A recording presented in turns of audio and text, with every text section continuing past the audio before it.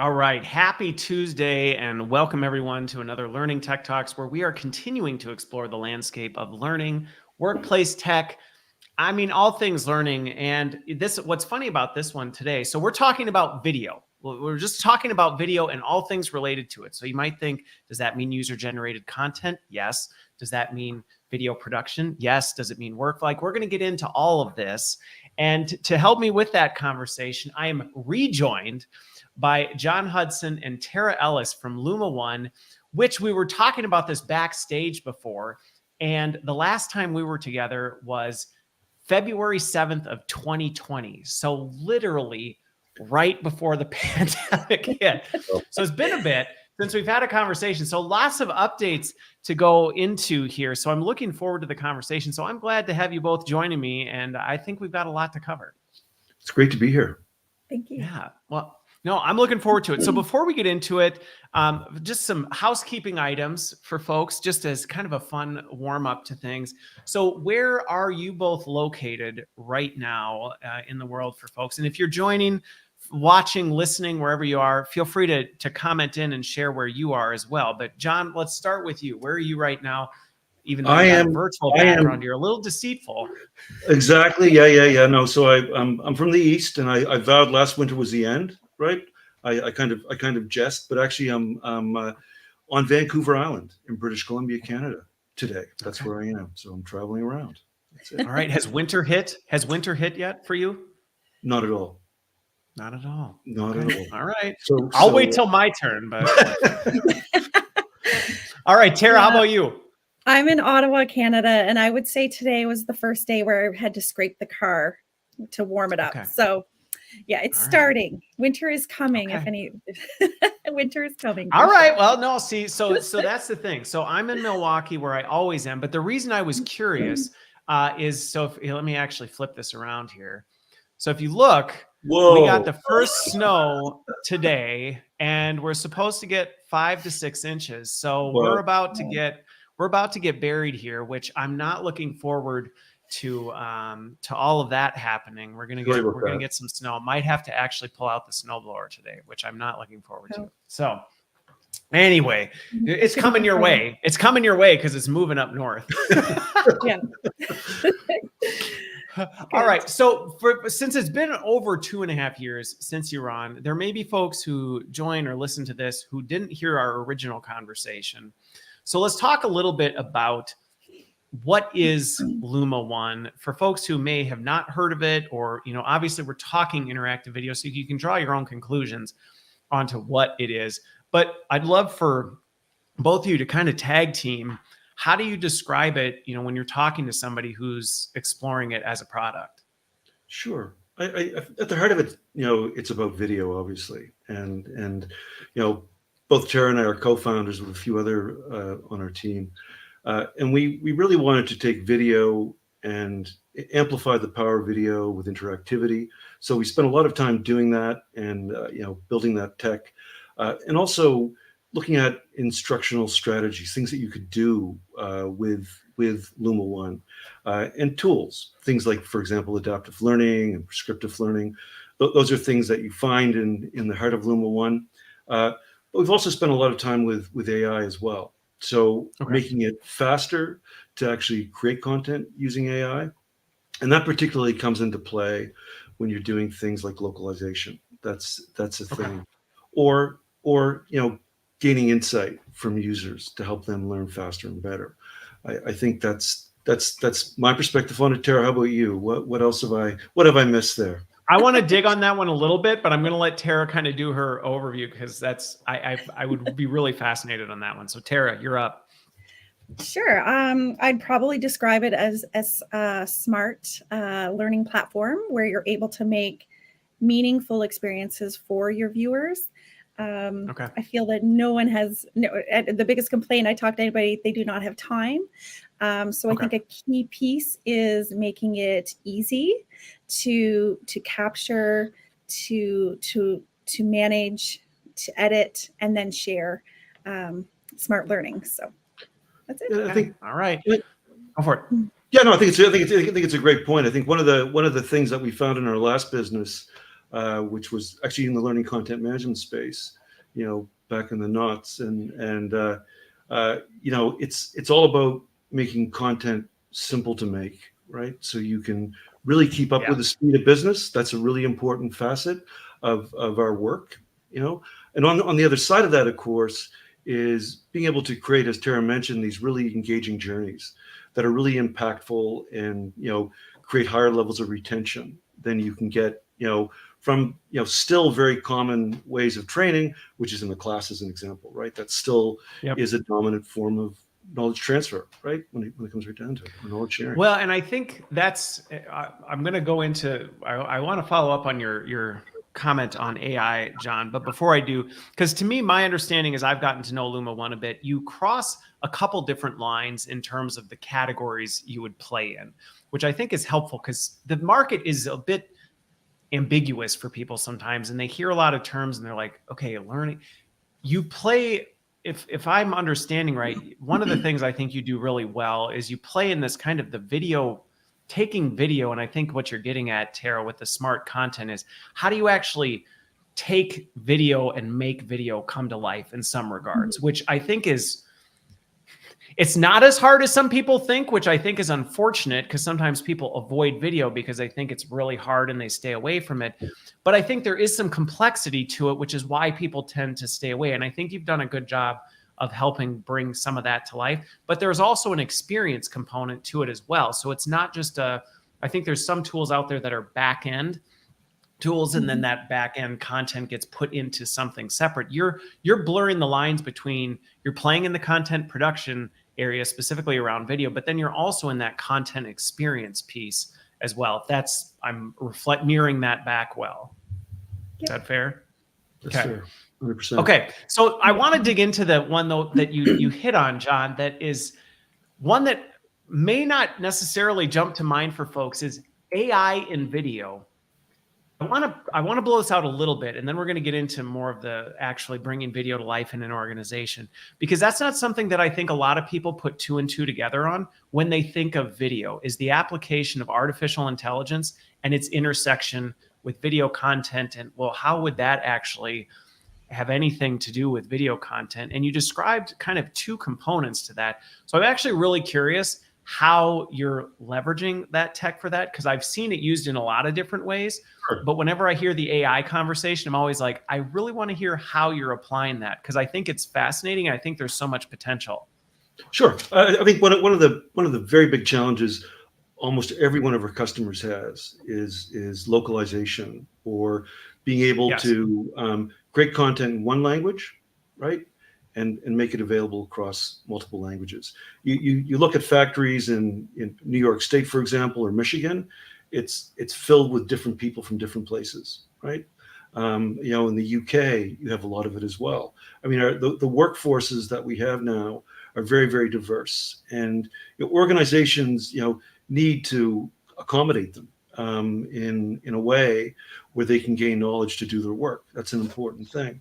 So we've spent a lot of time at LUMA1 mastering that. So for example, you can create content in English and make it available in Spanish and Creole, for example, literally within minutes. We had an experience last year where we were helping a hospital system create content for emergency use, right? So trauma treatment. And we were able to basically take that in English and make it available in other languages, like Ukraine, for example, literally within days, complete, right? So you think of 26 predominant trauma-related treatments in a hospital or emergency setting. That was done just literally within days and made available, right? So it's that level of simplicity, and of course behind all of that is machine learning. So you're not necessarily going to get the nuances right the first time, but as you go through and as you adjust it, it gets smarter and smarter and smarter. So literally, as a business, you can get to a place where things like translations are, 99.9% accurate, and then you synthesize the voice, and you're done. You're good. Well, The part about that, because I also want to hear the other side of that. There was another component, but I want to hit on this localization piece because sometimes in conversations, I talk to folks who may not necessarily be in big global organizations, and they write off localization as a priority because it's say, well, I don't, we're not a global company, things like that. But the thing you brought up, and I think this is a really important part that needs to be more focused in our field in the accessibility space is even in a single country, there are lots of different languages being spoken.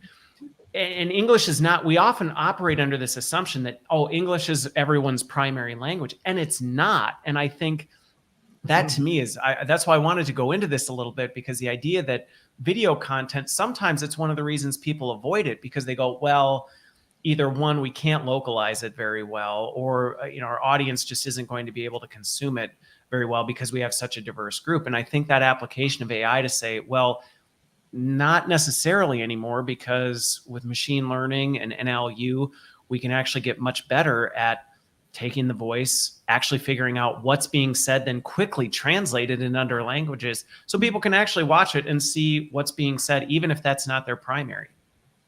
Yeah, 100%. I think and I see it used actually in some very surprising situations. There's a factory in Kentucky that uses LUMA1, and both languages, English and Spanish, right, are absolutely in use. They don't have a large workforce in that particular plant, but they've got a very diverse workforce. Yeah. I think that's it. And you see it now, and you'll see it more and more. One of our customers just built out some telehealth training, actually for end users, for patients, and okay. I was so surprised. New York State, Spanish you would expect, Creole, that's a thing, right? So yeah, just again, reaching the diverse population, it's a real thing. It is a real thing. Yeah. And some of these assumptions we make are actually really detrimental to the workforce because it's not recognizing the fact that a lot of this content that a lot of time and energy is going into is completely inaccessible, or it's missing. It's just most of it is going over the audience's head because I cannot translate or understand really what's being said because I don't understand. And especially in America, I mean, we've got so many phrases and sayings and things that don't always translate very well. And so we assume, oh yeah, everybody understands what I mean. And they don't. So I think it's a really important call out. Yeah, no, it really is. And I think that at LUMA1, what we spend so much of our time doing is making video making a less daunting experience. That's the thing. And back to your point too, Christopher, things like localization, it just, if I had an experience 10 years ago making a video and localizing it into a few languages, and I use that as terrible.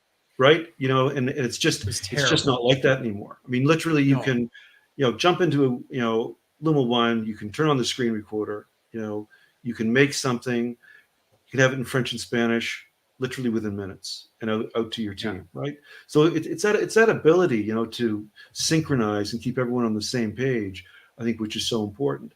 And, I think we all have the bias again, in North America that it's all English. But again, just because of demographics, that's all changing. And I think, if we want to get it right as businesses, we've got to cater to people and, make sure they have optimized learning experiences. And being able to communicate is an incredibly important thing, obviously, right? Yeah. And the excuse that it's hard, to your point, the excuse that it's too hard, which was a legitimate pushback before. It used to be very time consuming, very expensive, not necessarily scalable for a lot of organizations. So I understand where that came from. But I think this is one of the things that I see with AI doing tremendous advancement in terms of accessibility for people to be able to say, listen, we can make content accessible to people very easily, which we couldn't before. So, okay, was there another component to the AI piece? Because I know I took a little bit of a digression. Sure, It was one of those, like, we got to call that out. Sure. For like another big part of the story with AI and LUMA1 is data and understanding the users and helping them through their user journeys, right? So being able to prescribe content for them, as they're going through things, and that's done through a variety of different mechanisms. But again, that's another important thing, to be able to match content with a person. So it's not just it's personalization really at the end of the day, and that's that's understanding their language, understanding their knowledge levels, and those sorts of things. So you can actually create an experience that truly engages them, right? And Yep. what we all care about at the end of the day is having people perform well at their job, and that's making sure they have the knowledge that they need, and that's really at the heart of LUMA1. And we talked about it last time, Christopher. The idea that video for us is such a passion because it has both context and content. You can see things, and you can see them within the context. And Tara will probably show a few interesting situational awareness examples later, but it's just all there, and really giving people the experience, immersing them in a very simple way. And it doesn't have to be VR to be an immersive experience, right? No. You can really take people to the place of work, and you can really show them things, and you can let them try things, right? Yeah. And that can all be done in a very simple way. Yeah. It's funny, and Kit, I'll respond to your comment here, but your point on, I think sometimes we forget how powerful video is in terms of making people feel like they're part of the experience. And I think this is one of the things where there is a lot of conversation around immersive from a true immersive tech. And I'm a big advocate of it. I think it's a great possibility. I think there's tons of opportunity, but I don't think it's in conflict or competition with video, because at the end of the day, I think video also offers a ton of rich experience and can do a ton of, honestly, it's kind of funny. The number of people I'll encounter who literally, like, I'll have a one-on-one Zoom meeting with, and they feel like they know my house because they've seen this office setup so many times that it's one of those, like, I feel like I know what it's like because I've seen your camera pan around, enough type of things. I think sometimes we forget that we can actually communicate experience and humanity in many ways through video that I think sometimes we just don't necessarily recognize. What I was going to do, and then I'll transition here, just to your point on Kit. I agree with your point that the NLU is not perfect yet, and I think everybody here would agree that it's not perfect compared to what it was. And I think, John, your point, and I agree with this. 10 years ago, you looked at what you had to do to try and localize content. It was awful. It was truly awful, the amount of effort of going through and somebody trying to listen and actually go through it. So even getting to a point now where, some of the stuff I've done, 2010, like, we're getting down into the single digits, even in some cases where it's pretty minimal. And I think that's really the point we're highlighting, is it the silver bullet? Does it eliminate the need to do anything? No. But this will also tie to our part later in the conversation around the role of learning and development and the instructional designer. For sure. There still is work there, but something like a transcription, for example, which, if you go back 10 years ago or 5 years ago or even 3 years ago, getting a solid transcript, right, from a video without paying somebody a lot of money to do it was a very rare thing. Now, just with our tech, and I know it's very similar across the board, it's highly accurate, right? It's kind of 98%, 99% accurate, off the bat. And translations are edging into that place as well. And again, it's a tool. It's a tool. It still needs human oversight, but it's getting so much faster, right?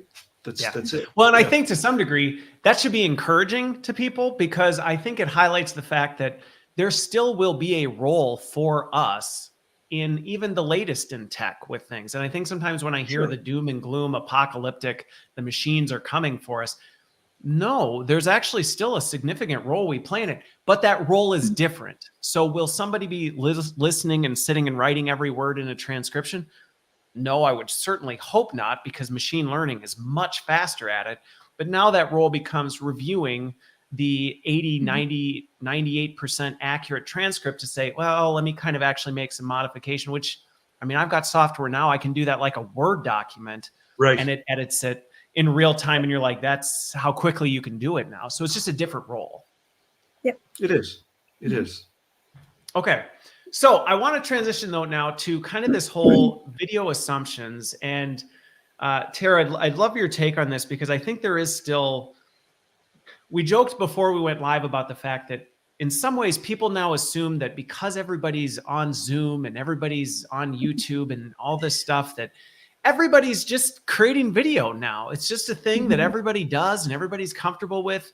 And that's not, John, you made a mention of the statistics, but I'd also love to hear, Tara, kind of how does that actually play out in orgs? Is there some truth to that? Where do we stand?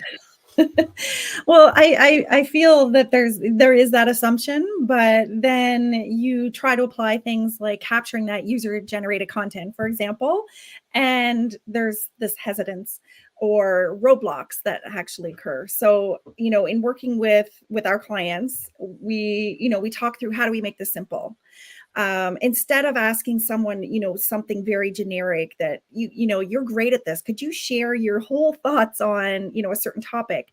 Maybe ask a specific question, solve one specific problem. And so we do have the ability just to send a question out to, those subject matter experts or people in the, an aging workforce that you want to capture their expertise.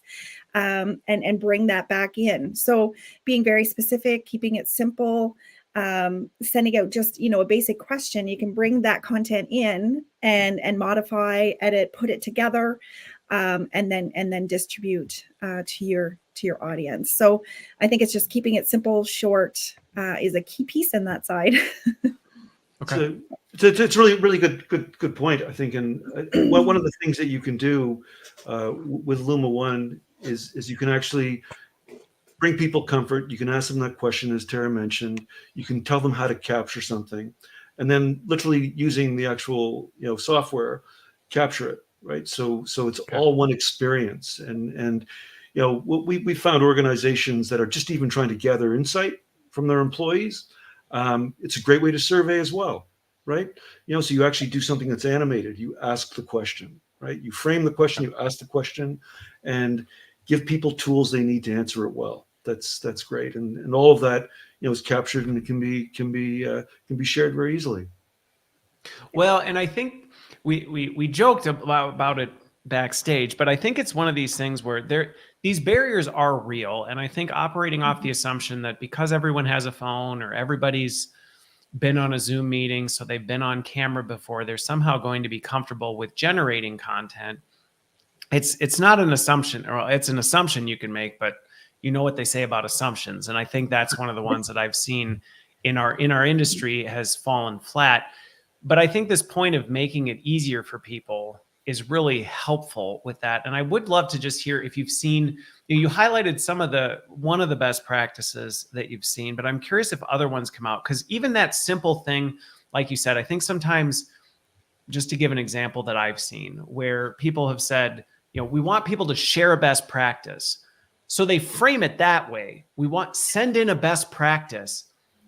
And honestly, it leaves people really, really uncomfortable with even knowing what to share. Like, how long do what do I even do with it? It's like asking somebody, tell me about yourself. I mean, it's too broad. So I think your point about being more targeted and actually doing that. Are there any other things that you've seen that have helped kind of close this gap of people just being maybe more resistant to create content?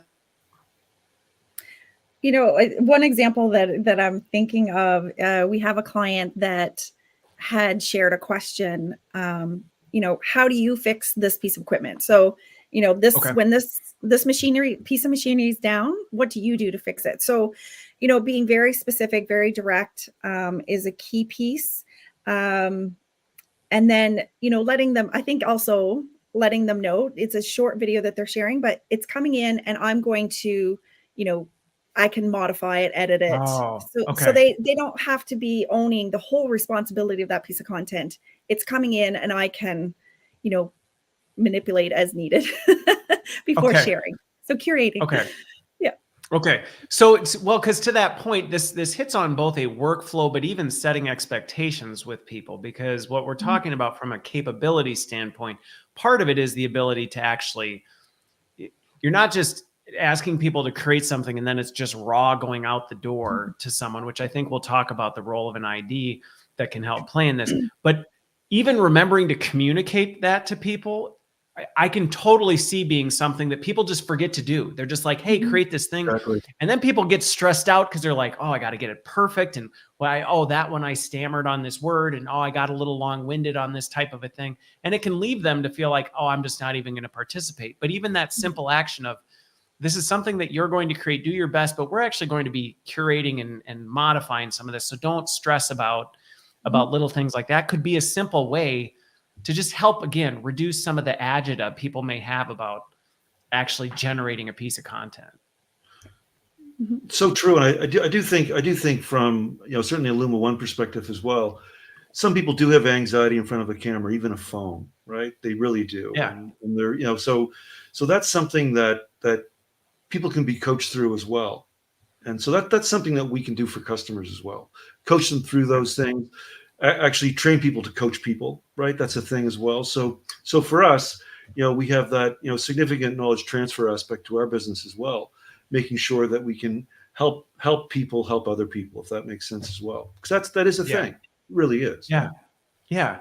Well, and even to that point, what you just hit on there, which would be something I see happen a lot from the practitioner side that I would just advocate for, but I'm curious if this is something that you would I would guess you probably would, but again, where you draw the line is the fact that sometimes, and I talked about this with Valamis last week, is that sometimes it's easy for practitioners to look at the tech provider they're partnering with as just the source of tech. Like you have the tech, and then once we get the tech, we got to figure out what we're going to do with it, versus saying you're working with a lot of different people who are doing this kind of stuff. So rather than reinventing the wheel or going off into your own world and trying to invent what we should do or how we should use this, actually teaming up or asking questions like, what have you learned from other people? Do you have any recommendations how we can kind of actually overcome this? Or if you're running into barriers, seeing, hey, have you had other people run into this and how have you overcome it? I see that as a miss where people just don't think about it. They don't think to actually engage with their customer success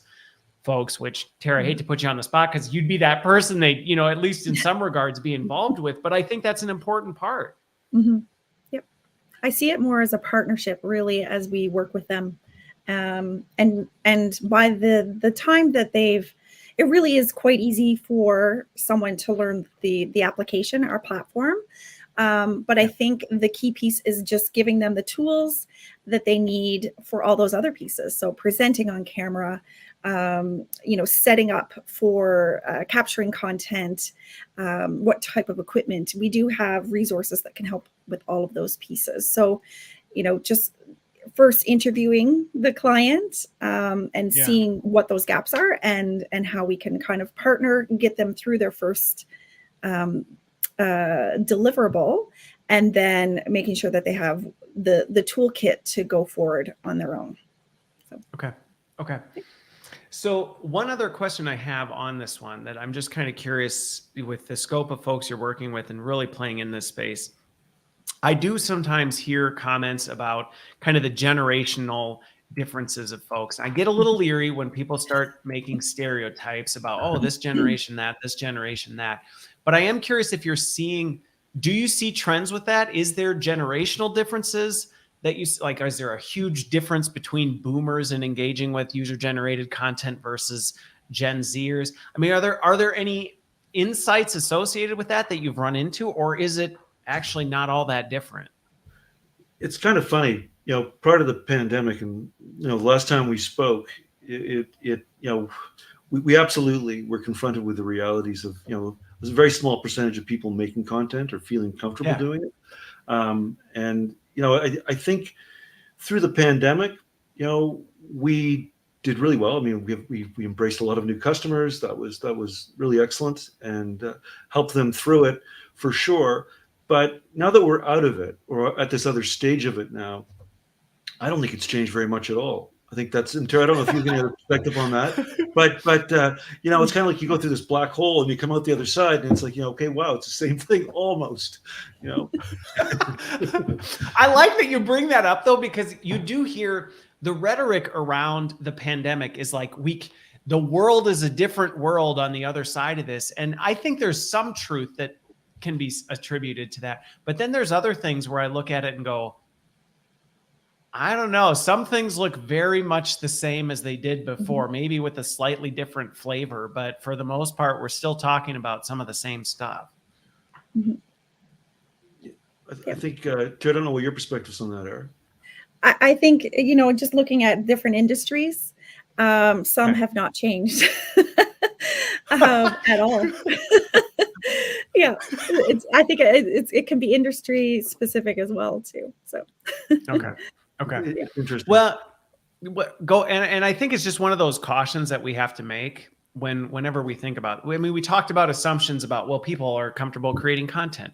We can make assumptions about other things too, like, oh, all these Gen Zers, they're on Instagram all the time doing all this other stuff. So I'm sure they'll be great at all this stuff. Let's just roll it out to them and then watch the seas open up.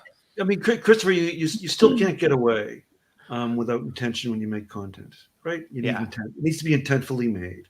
You've got to practice in front of the camera. This is all 101 stuff. We all know it. I mean, most of us that are on the this session today, we're trainers. We're involved with the process. We're involved with communication. You know that. You're going to do, if you're well honed, well practiced. You're going to probably deliver very well, right? It's just a thing.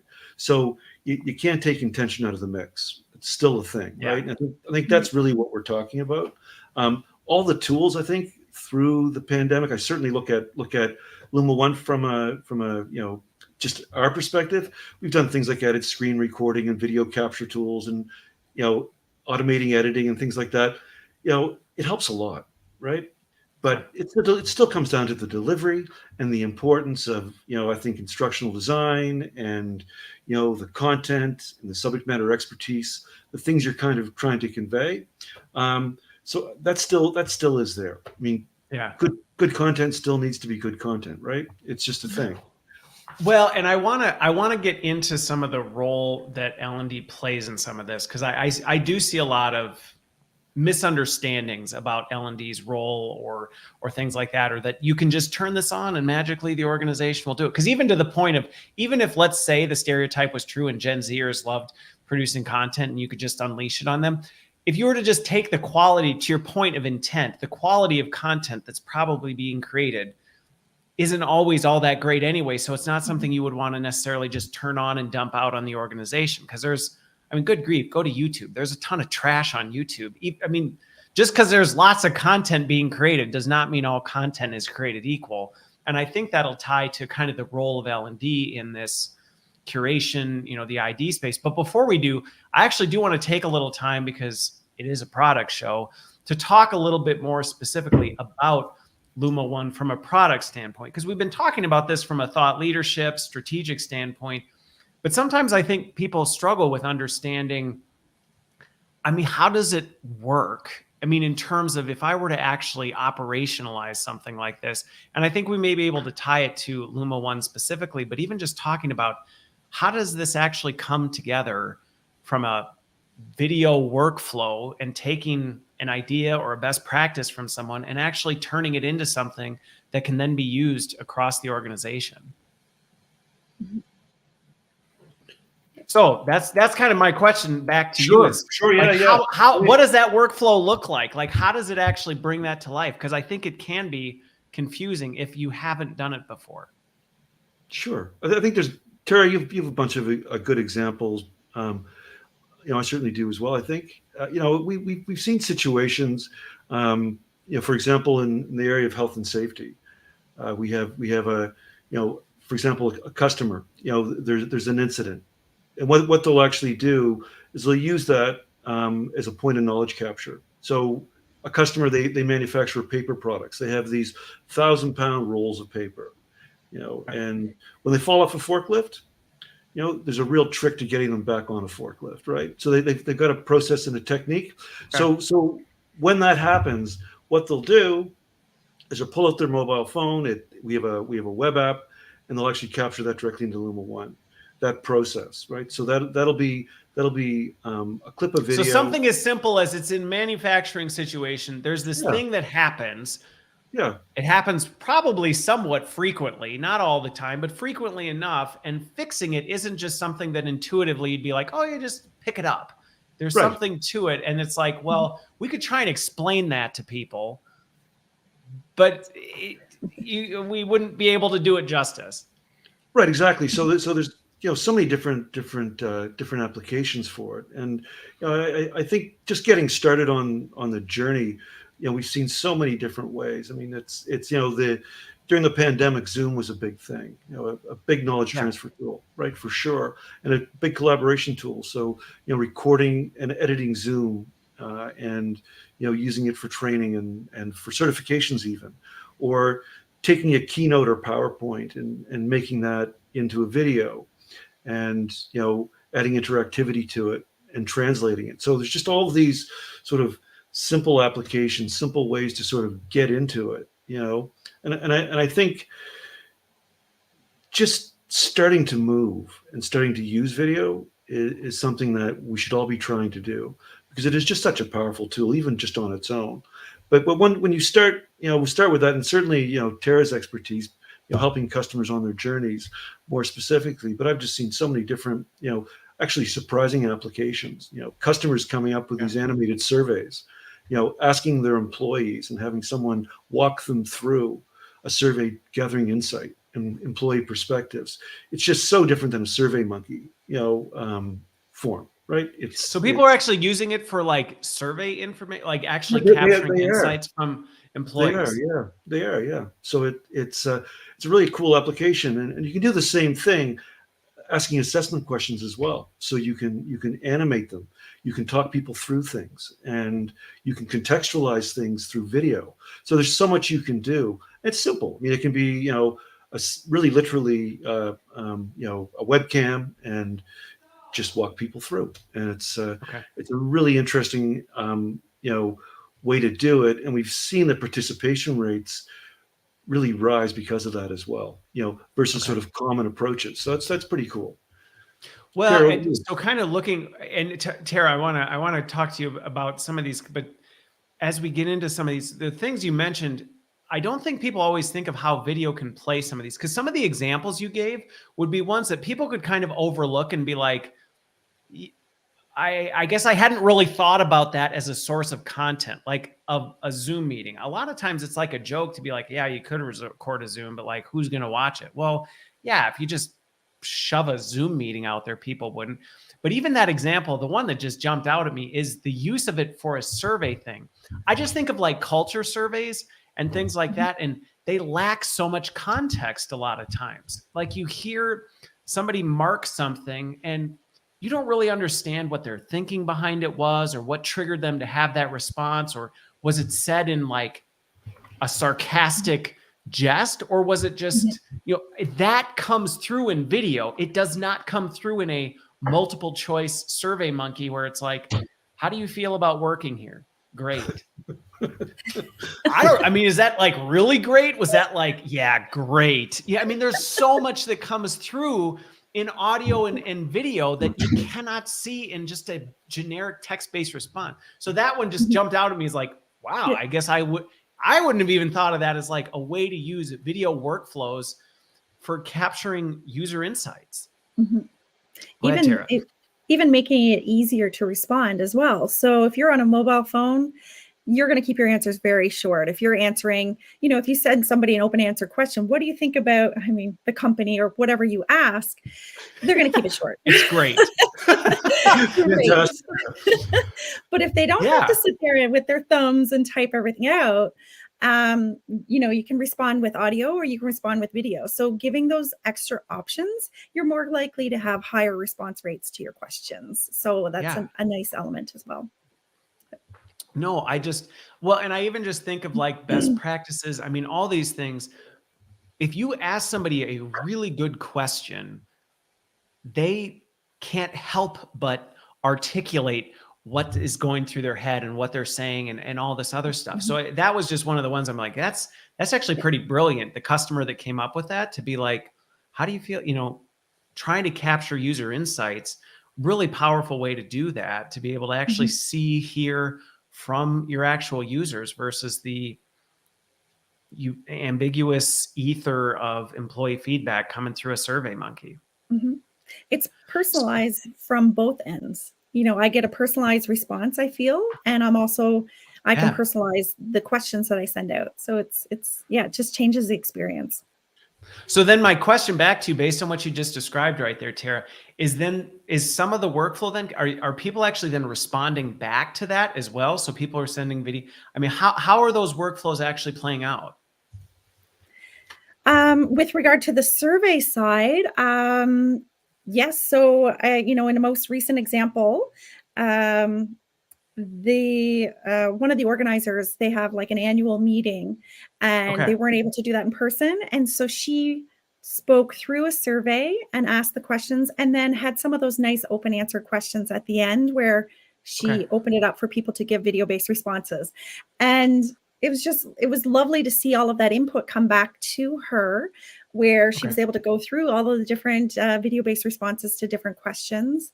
And a lot more information can be captured. So she Got it. really found a higher response rate than any previous surveys, which was nice. And then also I would just imagine. having content that come in that she could also repurpose and use even in marketing. You're capturing testimonials. That could be, you could ask permission and say, can I share this? So it's Yeah. just a nice element. Well, and I just think your point there of, we talked about how a lot of these use cases, I mean, we're generating lots of content, or we have lots of opportunities to generate content that often go missed or just unthought of. We just don't think about them with some of those things. But even to your point, some of those, the responses from people responding to a question about whatever it was, the really positive ones, the things that, may be really great, the ability to then repurpose that content and say, hey, we might be able to use this as part of our employment branding, the way we onboard new users, to hear from other people about the things that they really value about this organization, things like that. It now becomes a multi-purposed piece of content versus, yeah, we got a bunch of survey responses, that's it, it's dead, we move on, and then it just goes in the digital waste bin in some ways. Yep. Brings it Okay. to life. Yeah. Yeah. Yeah. No, I like, Mhm. again, I think that's where, to me, going back to this whole, I feel like sometimes we miss the opportunity to actually engage with the partners and hear from them. What are some of the creative things that people are doing with this? Because sometimes those outside the box ones are ones that we just wouldn't necessarily think about with our traditional L&D toolkit. Mhm. Yep. I think with video and certainly interactivity, well, I'll call it authenticity, but you get to show real. You get to show, again, you get back to the context and the content, and just the engagement. I mean, it can be exponentially more engaging than other methods. It just can be. It's just you can really capture the viewer in so many different ways, and we've seen it work so well. Yeah, across a wide range of content as well. Well, I just think of, it's kind of more of a joke, but I mean, in reality, I give my parents a hard time sometimes. They're never going to watch this, so it's fine. I can say this. But right, their text messaging etiquette, when we think about text, sometimes the things that we text, or the things that come across in text, you're like, what does that mean? Right. And it can come across very differently than we intended. Like, even something as simple as, I need to talk to you. Like, did something bad happen? Am I in trouble? Type of a thing, versus, hey, I need to talk to you about, again, some of that authenticity cannot come through other mediums. Going back to this point of, we talk a lot about the need for video, but we don't always talk about why it's so relevant to, really actually driving things forward. Yep. Okay. So in terms of, you did have a few things, Tara, that we wanted to kind of pull up, if you do have them, to kind of talk about some of these things, to at least give people a chance to react or see, how does this actually work? Because again, we talk about a lot of these things, and I guess some folks may be able to kind of in their head piece together how that might work. But I think sometimes it's really helpful to actually see what that looks like, if you're good with that. Sure. Yeah. Okay. So I'm sharing my screen. That's okay. All right. We're good. Yep. Good. So yeah, I do have a few different examples. And I'll start here with one piece of content. So I just pulled a little snippet here, and just to show adaptive learning. So here we're presenting a question, And I'm going to answer incorrectly here. So this could be set up many different ways. I could have it as a hotspot, so I could click on the area, where he's missing a piece of PPE equipment. But I created this just as a multiple choice question in this example. So if I click incorrectly, it's jumping out, or I can have it auto jump out, or click the link to review. And it's bringing me to more information where I can learn about PPE. So reviewing that PPE content and bringing me back. I just created it as a quick example to show you how it works. And then you can set it as a multiple attempt for the question. So I'm going to say, okay, hard hat, answering it correctly, and I get that positive reinforcement and continue through the video. So just wanted to show that adaptive capability, and you can really set these things up as simple activities for your viewers. Got it. So and that's actually then a video, because I'm even just thinking how that then interacts and interfaces in with kind of the tech stack, because that's an actual video object. That's not. Is that correct? Like, is that what you just showed there? That's an actual video that then's bouncing back and forth. So that's actually happening through the video player? Yes, it is. It is. So you can access any video in the library, or even external videos. For example, a YouTube video, and you can have those journeys, right, where you're dynamically sort of moving back and forth. Okay. So you can ingest external video content and embed it into almost a bigger, this will go back to the role of an instructional designer to some degree, curating and creating a multi-dimensional experience with multiple different video objects that may not necessarily all be part of one piece of raw content. Correct. Yeah. And even SCORM, for example. So if you had a SCORM file that you wanted to drop into a playlist, that's a thing you can do as well. So you can start with your video, and then you can, sequence in SCORM as an example, and you can create journeys that way. So there's many different types of content that you can bring in to create those journeys. Okay. Now, is the hub that we're seeing, or what we're seeing here, is this the end user experience, or would this be then where if you're a end user, you're actually coming into it? Because I'm curious, just from a user experience standpoint, would this be like the library of content that an end user would then be able to experience, or this would be where you would manage it as a administrator or as an author type of a thing? This here is a hub for the end user experience. This is one of the ways that you can share content. You can share it, embed it out to other sites. You can share QR codes. Maybe, if you're in a work environment, print out QR codes on a piece of equipment. People can scan it, pop up videos. Lots of different ways it can be shared. This is the viewers hub here. Yeah. So because that's what. Oh, go for it. So quite typically, Christopher, it's a real mix and match. So, for example, some content gets driven through LMSs. I alluded to that.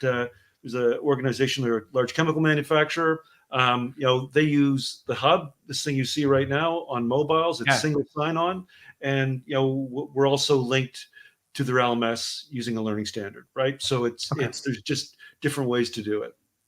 Okay. Well, that's because, again, I think this is one of the things, and we can kind of talk a little bit about this, is, again, that flexible experience for a user is really important, because I think for a long time in our industry, there was this idea that we'll create the one destination everyone will always come to, when in reality, that's not really how work happens. To your point, even the example you used, you may be going to a piece of equipment.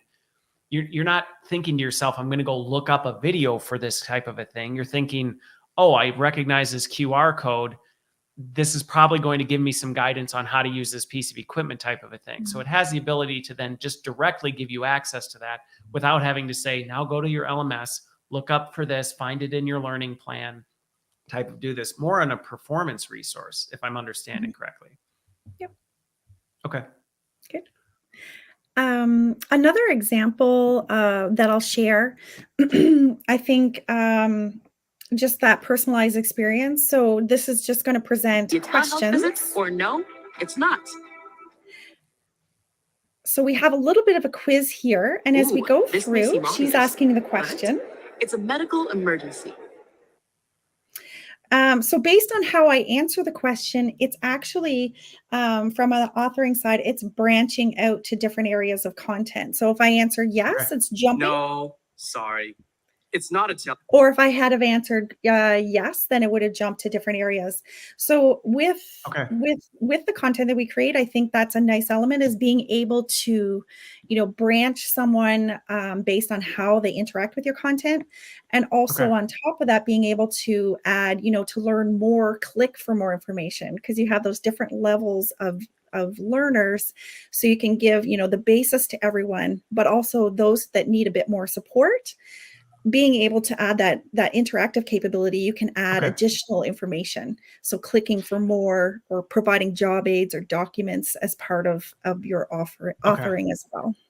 Well, and what I was going to ask on this, because obviously, like this example that I'm looking here, this is you're probably not going to get two employees that are like sitting down and creating this multi-dimensional experience type of a thing where they've got a studio and setting this up. But what I am thinking about is, and just tell me if I'm off on my thinking, is you may be able to set something up like this where if I'm understanding how you could actually workflow this, where if someone gets something wrong or even gets something right, you may have a piece of user generated content where somebody shares a relevant best practice that you say, we're now going to actually embed this into the workflow, because based on what we know you just did, here's actually this perfect relevant piece of content that's tied to this thing. So you're actually taking all these different video pieces that you may have captured from multiple places, even a piece of video content that you might find on YouTube, and say, here's actually a really relevant reason why it's important to do this certain thing based on, FDA standards or OSHA standards type of a thing from the OSHA website, instead of having to recreate that from scratch. Mm-hmm. And Okay. what I've learned working with clients as well is that we all have our celebrities in the organization. So, if you're answering a question incorrectly, well, let's hear how, Joe does this. And so you could branch off and have that piece of user generated content from Joe. And that's something that's really going to resonate with your viewers. So there's lots of different ways of branching and using and creating that exciting experience. So, well, and I think that's an important piece, because I think this is where some of the creativity around how you can actually use it and what you can do with it goes back to, because we could keep talking for a long time, but I want to kind of tie what we just looked at back to kind of the role of learning, or whether it's L&D or whether it's, a different group, because you've talked about the fact it's not always traditional L&D, sometimes it's a business function. But whatever that is, that creativity of how are you actually architecting some of these experiences in a much more dynamic fashion than, we took a Zoom video, we jammed it in here, we transcribed it, and now we made it available to everybody. Well, yeah, you could do that. It's probably not going to be terribly effective. But now the role is evolving to say, you've got a lot of possibilities of what you can do with this. How do you then architect and personalize it with, like you said, celebrities from the organization, or a really rich piece of content that comes from maybe a subject matter expert external to the organization that you then feed into this so that it feels very rich? And that's an advanced skill set. Yep. For sure. And content comes from everywhere as well. We have just repurposing content and making it, a memorable learning experience. So I have CCTV, body cam footage that's been taken in, and you just add simple little elements to make it an engaging experience. So that's really interesting, Tara. The body cam example you just mentioned. The first time I saw it, I actually had anxiety. Right, this is a thing, but it's a timed question. It's asking someone to answer it, and it's a simple thing. Yeah.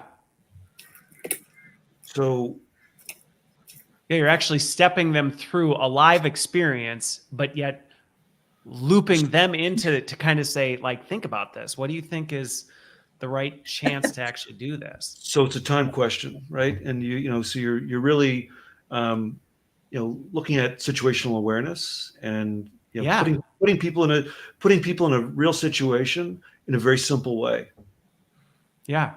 Well, and what I like about this goes back to the fact that I think sometimes we forget that content is being created all over the place, but a lot of it just ends up going to waste. Like that example, the body cam demo, that was being captured already, type of a 100%. thing. But then the role of the learning organization is to say, hey, wait a minute, let's take this. We know this is, I'm just even thinking where you might be able to think of, I mean, again, you would hope that you don't do this, but active shooter training is a big thing that I know is becoming something that's a big area of opportunity for organizations. Like, how do you prepare people for that? And a lot of times you may have security footage from an active shooter situation where you can say, like, and similar to what you just did there, and actually put somebody in that situation to say, what is your situational awareness, or what did you observe here? What could you do? How would you respond to this type of thing? To actually draw them into that experience instead of a click and read PowerPoint that just presents some examples that really don't give it the 3D feel that you would have in a video. Exactly. And I think getting back to the earlier comments on creativity, that's such an important thing here. And I think one of the things that we love doing is we love jamming with our customers, collaborating with them, helping them, see different things that other organizations are doing with the technology, because it's incredibly powerful. Every police force in the world has body cam footage, right? Military, it's a thing, and it's there. It's being captured all the time. 100%. And if you want real, that's real. That's as real as it gets, because it's real. It's real stuff. And we've got great examples of CCTV as well in use in the field as well. And some of the scenarios are unbelievable. But you think about that person in day one in a factory, to suddenly be able to gain the insight and become situationally aware of what it's all about quickly and efficiently. It's unbelievable. It just works so well. Yeah, works so well. Well, and on that one, I think that point that you brought up, and I think this is going back to, again, emphasizing why when we think about this, actually looking at the teams that we partner with as partners, because what you just said, which is helping you see some of these things that you might not see. The example of like the closed caption footage that you might not even think about. You might just pass it off and go, oh, I didn't even really think about it, versus, hey, we actually captured something happening. Again, here I'm just, like you said, spitballing, but the possibilities of this, where you could capture something like this, actually engage people. You then take a user-generated story from someone who's had an experience with that kind of thing, sharing, what that was like for them. I mean, you can create a very rich, personalized experience with relative ease with some of these capabilities, if I'm hearing you correctly, which it sounds like you're helping a lot of people do. Absolutely. And it really is. It's a lot of fun. And I think from an instructional design perspective as well, there's such opportunity. I mean, it really is. I mean, it's just there's so much to be done from that perspective as well. Yeah. Well, like I said, I could see, now we're on the jamming side of like, what's the possibilities of this? But I think this is a really important piece for people to think about, because I think sometimes we can think very narrowly based on our limited experience. Well, this is what I did once, and that's as far as I can think about what's possible. But I think these possibilities of, the tech is enabling things that, I just even think what we just described with taking all of that. If you were to try and do that 5-10 years ago, that would be very difficult to try and capture all these different sources. You're going to have, Adobe Audition all together. You're going to try and stitch all these things together. It's going to be a static video that most people aren't even going to know what part of the video they actually want to go to. You would miss out on a lot of the possibilities, but I think now the possibilities are so much richer and easier to access. So this has been super fun. It was fun. I'm glad we got to the end to actually show it and actually talk about some of these possibilities, because I think for people out there who may be thinking like, video, how many best practices can you really share? Well, if that's all you're thinking about, but how you then architect and craft them, that goes back to this higher order thinking as our role as learning and development. How do we actually do more with that? Absolutely. And anybody in the audience as well, I'll put this out there. If you're interested in engaging with us, having a conversation, we're very happy to show you some examples. And it's not a commercial message. We're just very passionate about video. I think we think it drives learning, and really please be in touch. Yeah. We'd love to talk. Well, I really appreciate you making the time, John and Tara, again, to join me on the show. 2.5 years have gone by, so it was good that we re-engaged and had this conversation. And hopefully for folks out there who may be thinking, yeah, we maybe could do more with video, chances are, yes, you could. There's probably a lot more, and it doesn't necessarily have to be putting a production studio into your corporate office to have to do something like that. So thanks for making the time and helping explore the possibilities. Great, Christopher. Thank you so much. Thank you. Enjoyed it. Yep. Have a great week, and we'll be back next week, everybody.